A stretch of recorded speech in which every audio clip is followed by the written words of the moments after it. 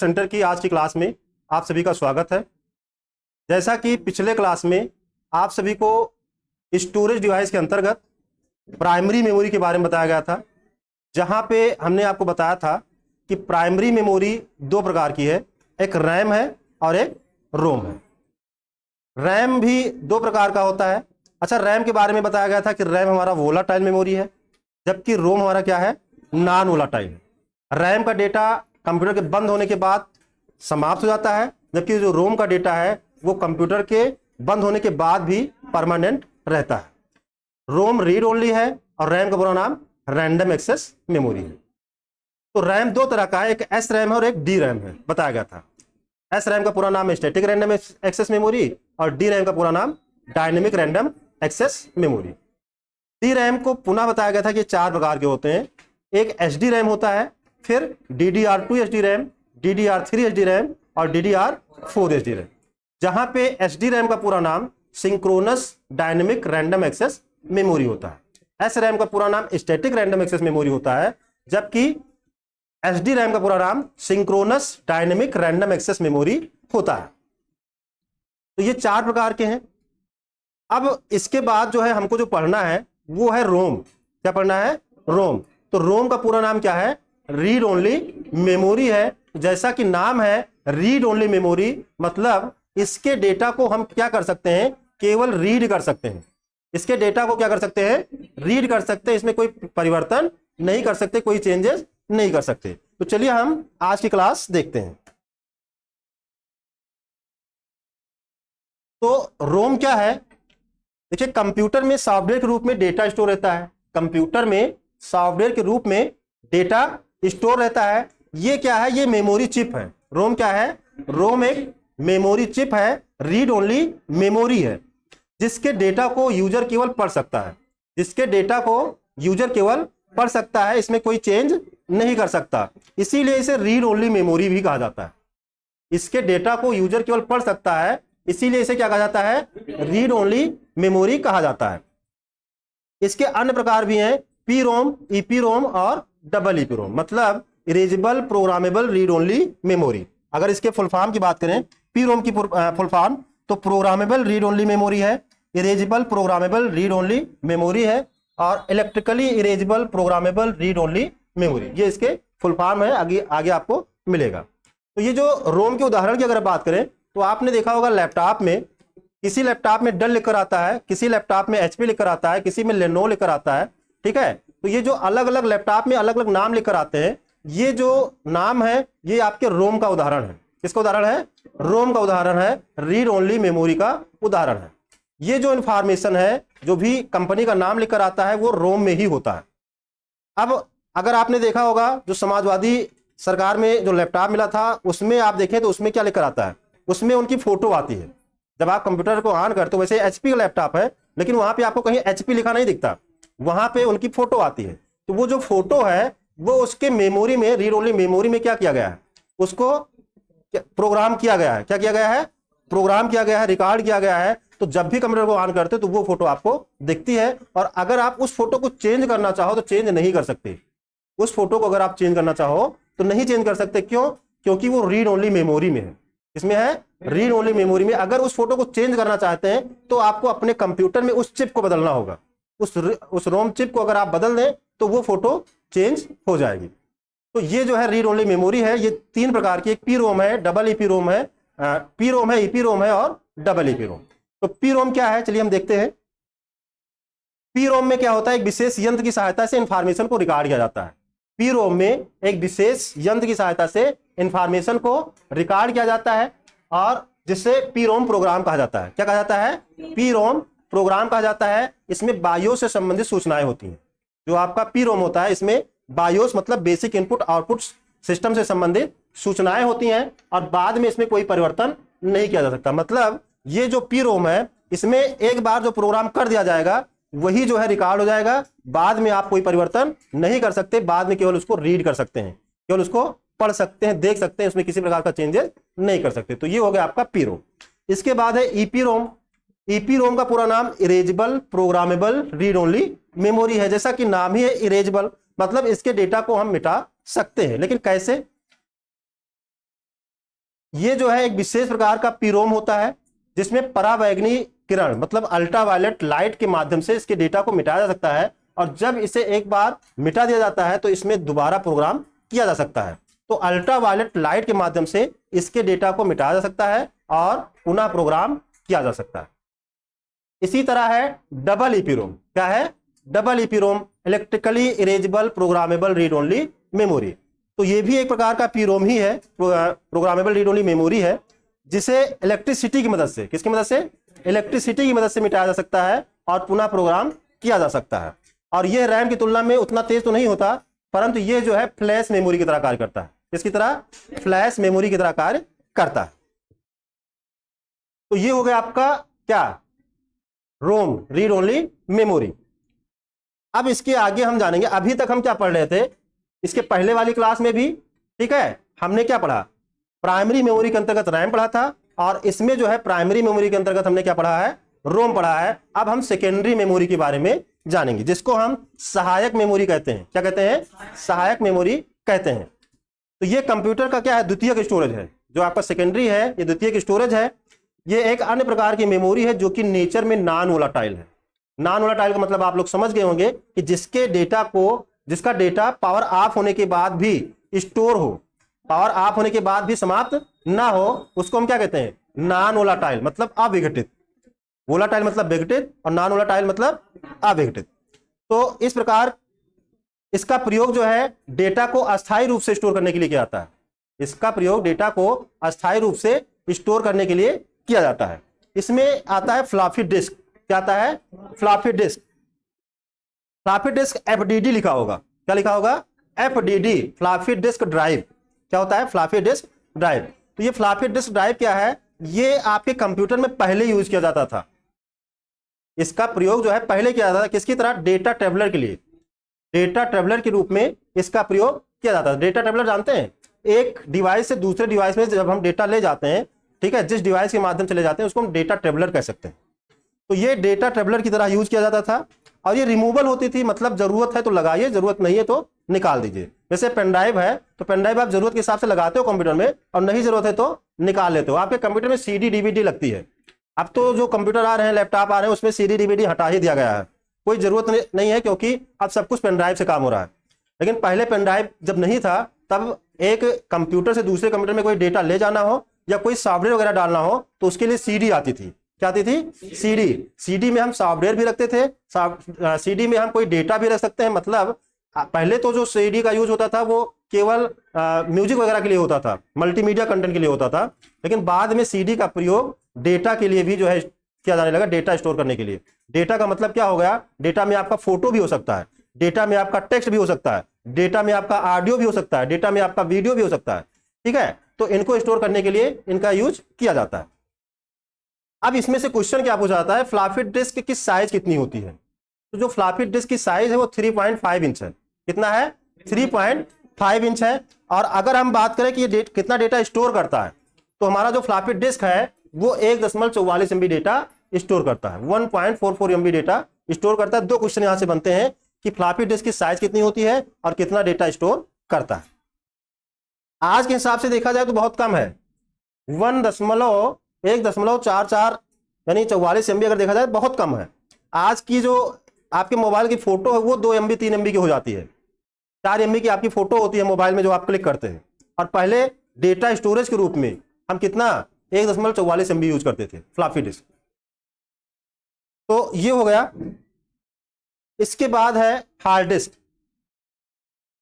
ये आपके कंप्यूटर का जरूरी जो है पार्ट है और जरूरी स्टोरेज डिवाइस है। इसके बिना आप कंप्यूटर में कुछ नहीं कर सकते।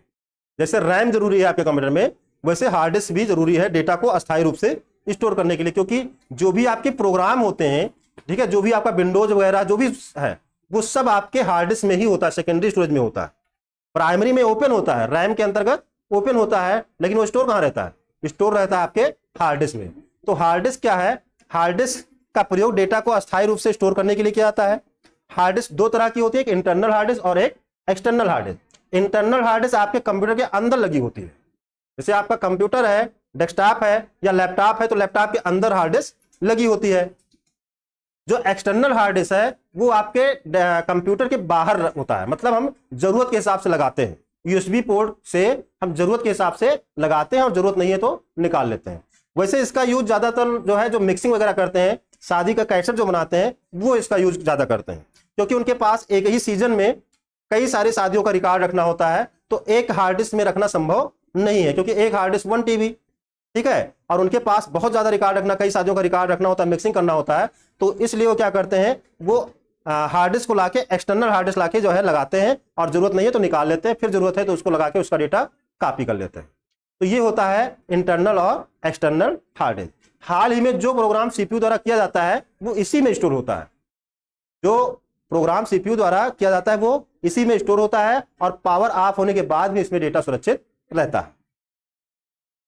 अब देखो हार्ड डिस्क जो है, अभी तक हार्ड डिस्क यूज हो रहा था, अभी भी यूज हो रहा है, लेकिन अब जो है हार्ड डिस्क का जमाना जा रहा है, उसकी जगह पे आ गया एसएसडी। क्या आ गया है? एसएसडी। हार्ड डिस्क मतलब HDD hard disk drive, HDD hard disk drive, SSD solid state drive. तो ये जो एसएसडी है ये आपके हार्ड डिस्क का अपडेटेड वर्जन है, नया वर्जन। इसकी खासियत क्या है? ये भी हमारे कंप्यूटर में उपलब्ध हार्ड डिस्क की तरह ही डेटा स्टोर करने का काम करती है, लेकिन ये हार्ड डिस्क से तेज काम करती है। जो आपका एसएसडी है ये हार्ड डिस्क से तेज काम करती है, और इसके तेज काम करने के पीछे कई कारण हैं। तेज काम करने के पीछे कई कारण हैं। अगर सीधे शब्दों में कहा जाए तो एसएसडी हार्ड डिस्क का अपडेटेड नया वर्जन है, जिसे नई टेक्नोलॉजी का इस्तेमाल करके बनाया गया है। यह साधारण हार्ड डिस्क के मुकाबले में वजन में हल्की, छोटी और साथ ही महंगी भी होती है। एसएसडी एक फ्लैश स्टोरेज डिवाइस है और इसमें कोई मूविंग पार्ट नहीं होता। तो देखिए जो हमारा हार्ड डिस्क है, हार्ड डिस्क में जो है मूविंग पार्ट होता है। क्या होता है? मूविंग पार्ट होता है, मतलब उसके अंदर भी, जैसे सीडी आपने देखा होगा, सीडी की प्लेट होती है गोल गोल, वैसे आपके हार्ड डिस्क के अंदर भी एक प्लेट होती है, ठीक है, एक जो है प्लेट होती है, धातु की प्लेट होती है, और वो जो है अंदर घूमती है, वो अंदर घूमती है। जैसे आपके सीडी में डेटा जो है एक्सेस किया जाता है, सीडी के डेटा को, उसी तरह उसमें भी लेंस वगैरह होते हैं, सब कुछ होता है, और वो डेटा को क्या करता है? रीड करता है और राइट करता है। जबकि जो एसएसडी है, एसएसडी में कोई मूविंग पार्ट नहीं है, एक चिप की तरह होती है। एसएसडी किसकी तरह होती है? चिप की तरह होती है, इसमें कोई मूविंग पार्ट नहीं होता। आपका जो हार्ड डिस्क है वो ज्यादा पावर कंज्यूम करता है। अगर हम बात करें बिजली या बैटरी की, तो वो ज्यादा बैटरी यूज करता है, जबकि जो आपका एसएसडी है वो कम जो है बैटरी यूज करता है। तो हमने और बताया कि ये जो है क्या है, ये काफी तेज है। अगर कोई कंप्यूटर है जिसमें हार्ड डिस्क लगी है, अगर उसको ओपन होने में अगर 2 मिनट का समय लग रहा है, ठीक है, उसको ओपन होने में अगर 2 मिनट का समय लग रहा है, तो उसी कंप्यूटर में अगर हार्ड डिस्क को हटा दिया जाए और उसके जगह पे एसएसडी लगा दिया जाए, तो शायद वो 20 से 30 सेकंड में जो है आपका कंप्यूटर ऑन हो जाएगा। इतना जो है फास्ट है आपका एसएसडी। इसलिए जो भी कंप्यूटर अब स्लो चलते हैं उसमें जो है हार्ड डिस्क निकाल के उसमें एसएसडी ही लगाया जा रहा है। अभी हमने कल भी जो है एक सिस्टम नहीं चल रहा था, बहुत ज्यादा स्लो चल रहा था, उसमें एसएसडी लगाया, और ऐसे ही जितने भी सिस्टम स्लो चल रहे हैं उसमें हम धीरे धीरे एसएसडी लगाएंगे। बस एक चीज है कि आपका जो एसएसडी है महंगा है, हार्ड डिस्क की अपेक्षा एसएसडी आपका महंगा है। एसएसडी तो आप 1 टीबी और 2 टीबी का ले आते हैं, लेकिन एसएसडी आप ज्यादा 128 256 जीबी का ही ला पाएंगे, वो भी काफी महंगा है। वैसे 512 भी मिल जाएगा, लेकिन महंगा है काफी, इसलिए ज्यादातर 128 MB 256 MB लोग यूज करते हैं। अब इसके बाद है हमारा सीडी। क्या है? सीडी। सीडी का पूरा नाम कॉम्पैक्ट डिस्क है। सीडी का पूरा नाम कॉम्पैक्ट डिस्क है। ये ऑप्टिकल डिस्क होती है।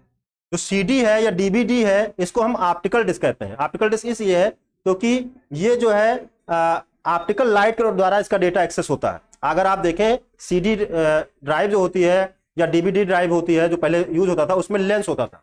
क्या होता था? लेंस होता था, जो हमारे सीडी के डेटा को या डीवीडी के डेटा को एक्सेस करता था। तो इसको हम ऑप्टिकल डिस्क कहते हैं। इसका प्रयोग अधिक मात्रा में डिजिटल डेटा को स्टोर करने के लिए किया जाता है। एक चीज आपको ध्यान रखना है कि हमारा चाहे हार्ड डिस्क हो, चाहे सीडी हो, चाहे डीवीडी हो, चाहे एसएसडी हो, जो भी स्टोरेज डिवाइस है उसमें जो हमारा डेटा स्टोर होता है वो 0-1 के फॉर्म में स्टोर होता है। किसके फॉर्म में? 0-1 के फॉर्म में, डिजिटल फॉर्म में डेटा स्टोर होता है। सबसे पहले इसका प्रयोग साउंड को स्टोर करने, प्लेबैक करने के लिए किया गया था। शुरुआत में जो सीडी का यूज किया गया था वो किस लिए किया गया था? साउंड के लिए MP3 वगैरह लोग जो है ज्यादातर यूज करते थे, इससे जो है सुनते थे। बाद में इसका प्रयोग डेटा स्टोर करने के लिए भी किया जाने लगा और एक क्वेश्चन पूछा जाता है कि CD में कितना डेटा स्टोर होता है। तो एक CD में 700 MB डेटा स्टोर होता है। कितना? 700 MB। अब DVD है, डिजिटल वर्सेटाइल डिस्क है। तो डिजिटल वर्सेटाइल मतलब DVD आपके CD की तुलना में 4 गुना ज्यादा, मतलब कि लगभग इसमें इसका जो डेटा स्टोरेज है वो 4.7 GB है। एक DVD में 4 GB और 700 MB डेटा स्टोर हो सकता है।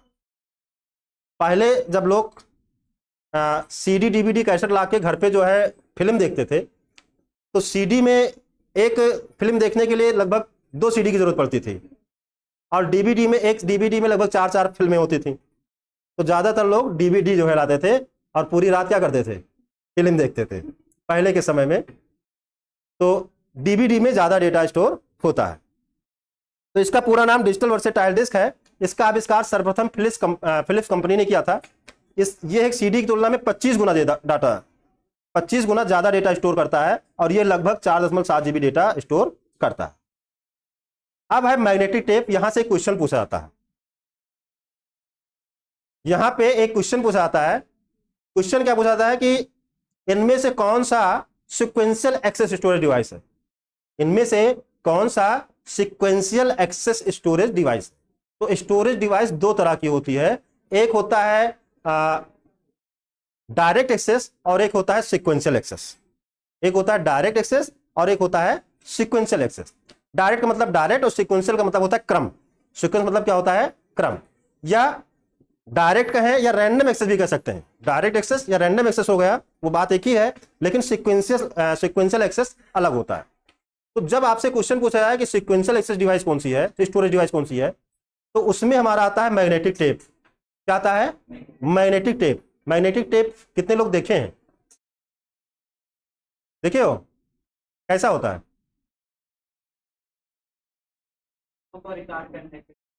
कैसा होता है? घर पे कहीं देखे हैं?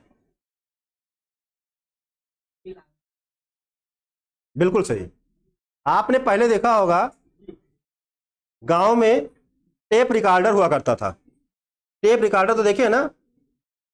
तो उसमें जो कैसेट होती थी, ऑडियो कैसेट आती थी रील वाली, और उसका प्रयोग तो कुछ लोग साइकिल की मुठिया में करते थे, कुछ बच्चे उसको खेलने के लिए जो है एक जगह से दूसरे जगह तक बांधते थे, क्योंकि वो चमकता था। तो वही जो है वो आपका क्या है? मैग्नेटिक टेप है। क्या है? मैग्नेटिक टेप है। और वो जो है सीक्वेंशियल एक्सेस है। क्या है? सीक्वेंशियल एक्सेस है। उसके डेटा को हम एक क्रम में स्टोर एक्सेस कर सकते हैं। उस कैसेट में लगभग 5 गाना 6 गाना होता था, लेकिन उसमें कोई ऐसा जुगाड़ नहीं होता था कि हमारा एक गाना प्ले हो रहा है और हम कोई बटन दबा दें कि वो 5वां प्ले हो जाए। ऐसा कुछ नहीं होता था। क्यों नहीं होता था? क्योंकि उसमें डेटा एक क्रम में एक्सेस होता था। CD अगर DVD की बात करें तो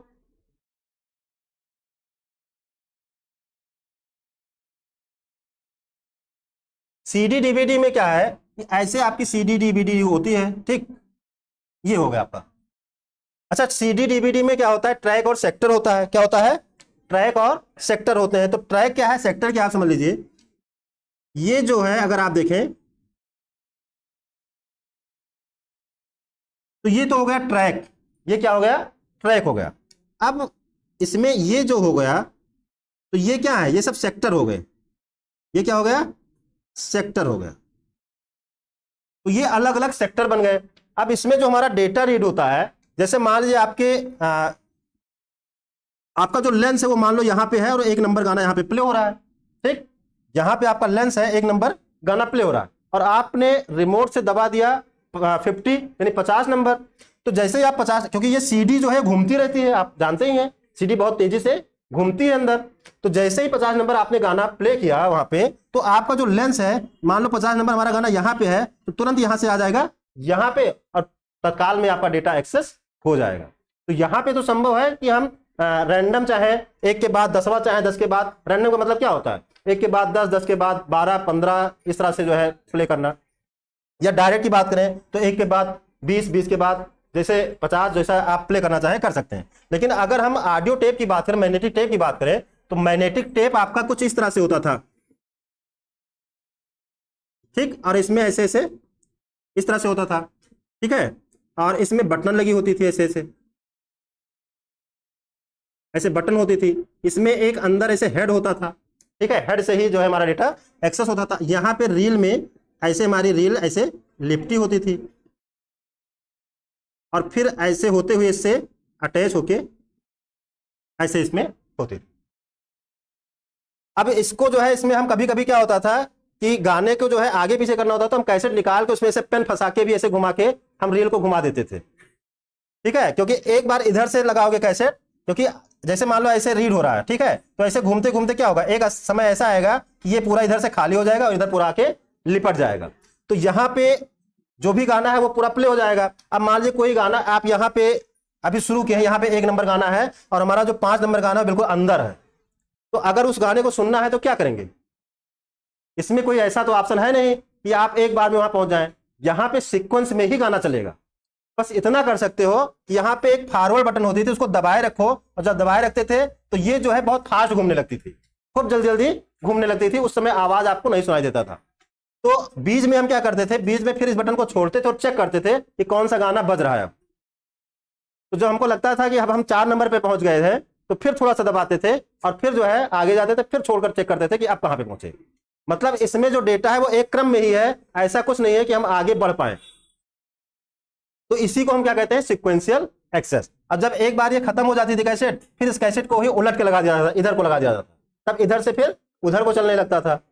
तो ये है आपका ऑडियो कैसेट। पहले जो शादी की कैसेट बनती थी, अभी तो आप लोग सीडी डीवीडी देख रहे हैं, ठीक है, पेनड्राइव का जमाना आ गया, अब डीवीडी भी चला गया। अब शादी की कैसेट आपको किसमें मिलता है? पेनड्राइव में मिलता है। पहले जो शादी की कैसेट होती थी वो वीसीआर में चलाया जाता था, वीसीआर गांव में चलता था। वो कैसेट जो है, जैसे ऑडियो जो कैसेट होती थी उसमें जो रील होती थी तो पतली रील होती थी, और जो आपका वीडियो कैसेट होती थी वो भी रील वाली ही होती थी, लेकिन उसकी जो पट्टी होती थी वो चौड़ी होती थी। उसकी जो पट्टी होती थी, मतलब जो रील होती थी, वो चौड़ी होती थी। समझ में आया कि नहीं आया? तो ये जो है आपका सीक्वेंशियल एक्सेस और डायरेक्ट एक्सेस। डायरेक्ट एक्सेस में सब कुछ है, सीक्वेंशियल एक्सेस में केवल एक है आपका मैग्नेटिक टेप। और ये भी आपको स्ट्राइक और सेक्टर भी समझ में आ गया होगा। तो यहां पे हो गया मैग्नेटिक टेप। ये डेटा को स्टोर करने के लिए बहुत प्रचलित स्टोरेज डिवाइस है, जिसमें अधिक मात्रा में डेटा को स्टोर करने के लिए इसका प्रयोग किया जाता था। पेन ड्राइव, पेन ड्राइव को हम थंब ड्राइव भी कहते हैं और फ्लैश ड्राइव भी कहते हैं। थंब ड्राइव क्योंकि हम अंगूठे से पकड़ते हैं पेन ड्राइव को, तो उसको हम क्या कहते हैं, थंब ड्राइव भी कहते हैं। ये एक नॉन वोलेटाइल इलेक्ट्रॉनिक डिवाइस है जिसमें डेटा डिजिटल फॉर्म में स्टोर होते हैं और इसमें पुनः प्रोग्राम किया जा सकता है। मतलब इसको बार बार हम फॉर्मेट करते हैं और बार बार डेटा उसमें हम कॉपी कर सकते हैं। तो ये हो गया आपका पेन ड्राइव, थंब ड्राइव। आपका चिप जो है, चिप भी आपका क्या है, वो भी आपका सेकेंडरी स्टोरेज के अंतर्गत आता है। चिप ड्राइव भी हम उसको कहते हैं। अब देखिए, आपके कंप्यूटर में मेमोरी के मात्रक हैं। मात्रक तो आप लोग समझते होंगे क्या होता है। जैसे नाप तौल के लिए आपने देखा होगा, सेंटीमीटर होता है, मीटर होता है, किलोमीटर होता है, जानते होंगे। सेंटीमीटर छोटा है, सेंटीमीटर से बड़ा मीटर है, मीटर से बड़ा किलोमीटर है, ठीक है। इसी तरह आपने नाप तौल में सुना होगा, ग्राम सुना होगा, किलोग्राम सुना होगा, क्विंटल सुना होगा, टन सुना होगा, ठीक। इसी तरह आपके कंप्यूटर में मेमोरी का मात्रक है। अगर आपके पास 1 GB स्टोरेज है तो आप उसमें 1 GB तक का डेटा स्टोर कर सकते हैं। अब उस 1 GB में आपकी कोई फाइल 2 MB की हो सकती है, कोई फाइल 4 MB की हो सकती है, कोई फाइल 1 GB की हो सकती है। तो ये अलग अलग फाइल, मतलब उसका अलग अलग वजन है। वजन आपको मतलब समझते हैं, किलोग्राम, ठीक है। तो अलग अलग फाइल हमारी अलग अलग वजन की हो सकती है, ठीक है। तो वही जो है उसका क्या है, स्टोरेज है, वही जो है इसमें मात्रक बताया गया है। तो सबसे छोटी इकाई इसमें पूछा जाता है, कंप्यूटर में मेमोरी की सबसे छोटी इकाई कौन सी है, मात्रक की सबसे छोटी इकाई कौन सी है? तो सबसे छोटी इकाई बिट है। सबसे छोटी इकाई क्या है? बिट है। अब बिट में होता क्या है, 0 या 1 को हम एक बिट कहते हैं, 0 या 1 को एक बिट कहते हैं। बिट से बड़ी होती है क्या, बिट से बड़ी होता है हमारा, बड़ा होता है निब्बल। बिट से बड़ा क्या होता है, निब्बल होता है, और निब्बल के बाद हमारा होता है बाइट। तो 4 बिट बराबर होता है एक निब्बल, 4 बिट बराबर एक निब्बल होता है। 2 बिट को हम हाफ निब्बल कह सकते हैं। जैसे 1 किलोग्राम, ठीक है, या 500 ग्राम, 500 ग्राम 500 ग्राम 2 बार हो जाए तो क्या हो जाएगा, 1 किलोग्राम हो जाएगा। ठीक है, तो चाहे हम 500 ग्राम कहें चाहे उसको आधा किलो कहें, बात एक ही है। तो वैसे यहाँ पे 2 बिट को हम क्या कह सकते हैं, हाफ निबल कह सकते हैं। 4 बिट को क्या कह सकते हैं, 1 निबल कह सकते हैं। हम इसको 4 बिट कहें या 1 निबल कहें, बात बराबर है। हम चाहे 1000 ग्राम कहें चाहे 1 किलोग्राम कहें, बात बराबर है कि नहीं है। चाहे हम 100 किलो कहें और चाहे 1 क्विंटल कहें, बात बराबर है। इसी तरह 8 बिट बराबर क्या होता है, 1 बाइट होता है। 8 बिट बराबर क्या होता है, 1 बाइट होता है। इसी तरह 1 केबी 1 किलो बाइट बराबर 1 बाइट होता है। 1 केबी 1 किलो बाइट बराबर क्या होता है, 1 बाइट। मतलब